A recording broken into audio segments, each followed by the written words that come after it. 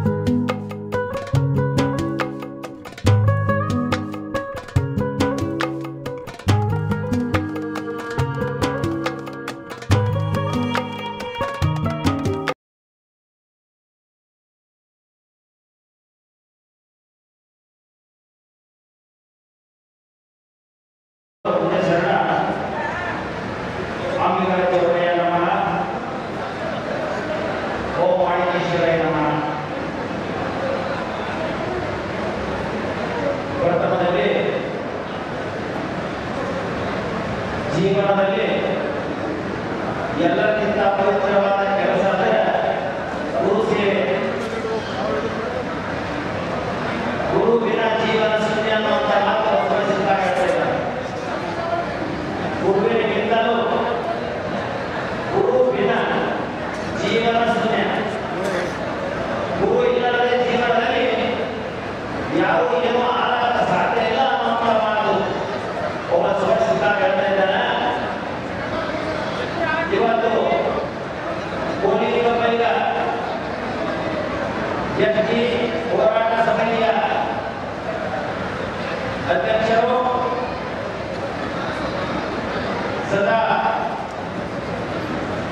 ಸಮಾಜದ ಹಿತಚಿಂತಕರು, ಹೋರಾಟಗಾರರು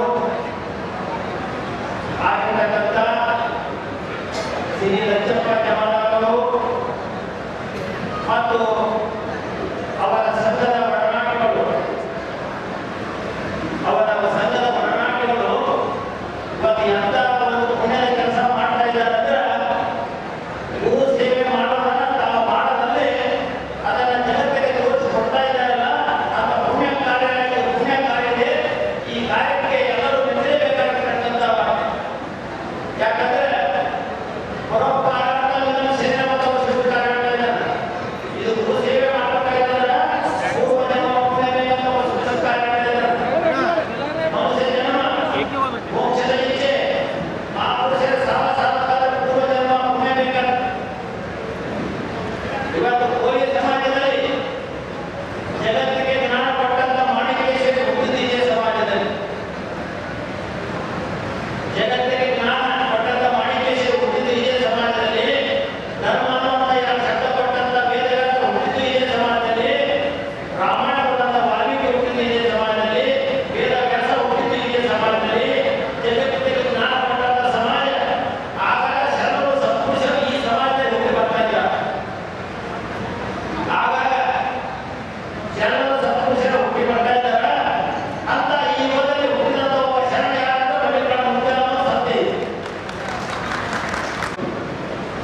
ನಾನು ಬಹಳ ಮಹತ್ವವಾದ ಗೋಷ್ಠಿಯಲ್ಲಿ ಮಾತಾಡಬೇಕಾಗಿತ್ತು. ಆ ಕಾರ್ಯಕ್ರಮ ಮುಗಿದಕ್ಕೆ ಬಹಳ ವಿಳಂಬವಾಯಿತು. ತಡಮಾಡಿ ಬಂದಿದ್ದೀನಿ. ತನ್ನೆಲ್ಲ ಚಿಂತನೆಗಳಿದೆ. ಇವತ್ತು ನಾವೆಲ್ಲರೂ ವಿಠ್ಠಲ ಹೇರೂರನ್ನು ನೆನೆಸಬೇಕು. ವಿಠ್ಠಲ ಹೇರೂರು ಸಾಮಾನ್ಯ ವ್ಯಕ್ತಿಯಾಗಿರಲಿಲ್ಲ.